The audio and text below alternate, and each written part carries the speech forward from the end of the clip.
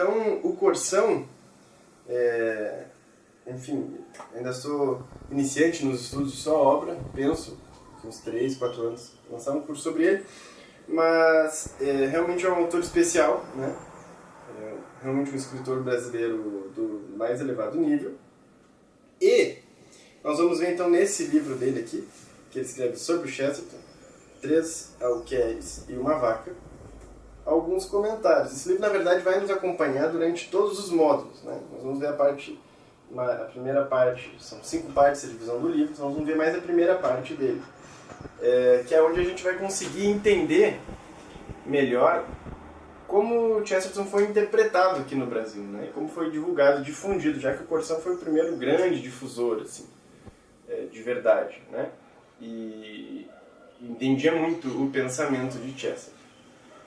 Então, primeiro nós vamos ver o panorama de fundo, depois nós vamos ver uma questão do estilo, né, específico do Chesterton. Por quê?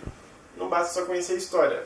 O curso é Introdução ao Pensamento. Então nós estamos tentando entender bem o pensamento do Chesterton a partir daquilo que ele mesmo falava, mas a partir daqueles que melhor o entenderam falar, né? São os grandes estudiosos.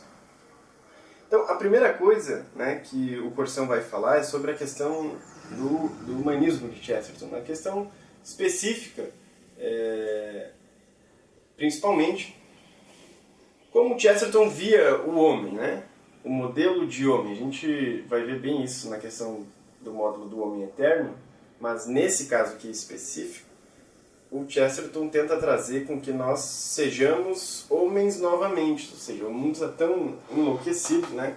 A insanidade tomou tanto conta das nossas instituições, do tecido social, da estrutura social, que é preciso com que a gente queira se tornar aquilo que a gente é. Ou seja, há uma necessidade de ser os homens de fato, né? Não só de direito, como temos esse direito, e bom, somos assim, constituídos naturalmente assim, mas homem como humanidade, né?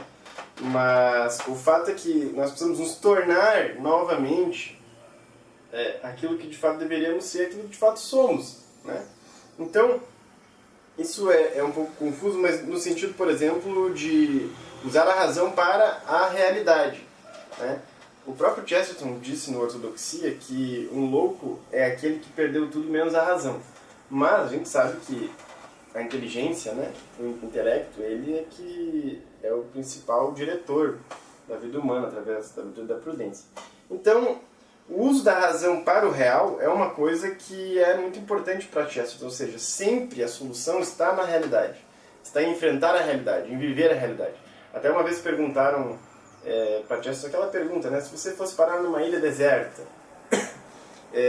e aí você só pudesse levar um livro, né, qual livro você levaria? Então, em vez de romantizar e pegar um livro clássico, ou pegar um livro preferido e tudo mais, Chesterton pensa, como um bom homem teórico que era, né?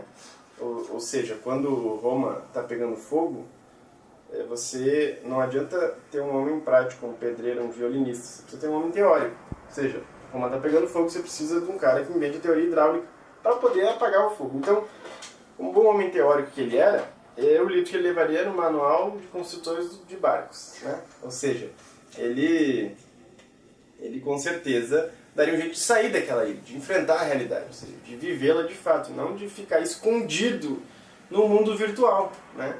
Apesar de não existir internet naquela época, já existia esse mundo imaginário, esse mundo virtual, esse escape da realidade, né? Então, o Chesterton, ele tem isso. Por quê? Né? Porque a realidade faz parte, e dentro da realidade faz parte o todo, ou seja, tanto o passado, quanto o presente, quanto o futuro, né? Você tem um entendimento geral da coisa. Mas o Chesterton escolhe o todo, e até o exemplo que ele fala, o próprio Corsão diz, né? O Chesterton é o autor que escolhe o todo, ou seja, hoje em dia o homem moderno acha uma criança de QI elevado, aí fica com QI e não fica com a criança. Então, não tem como você ficar só com as pernas de alguém, você precisa do todo, da pessoa inteira. E falando disso, até queria dar uma citaçãozinha aqui, ou seja, falando sobre os livros que Chesterton escreveu aqui, o Corsão tece um comentário interessante. Chesterton raramente escreveu um livro de ensaio sobre um determinado assunto.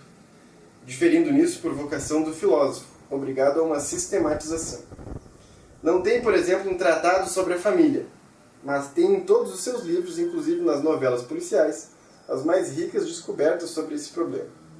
Essa é uma das características de sua obra. Os mais diversos assuntos se acotovelam, numa vital anarquia, que é realmente a manifestação visível de uma ordem profunda.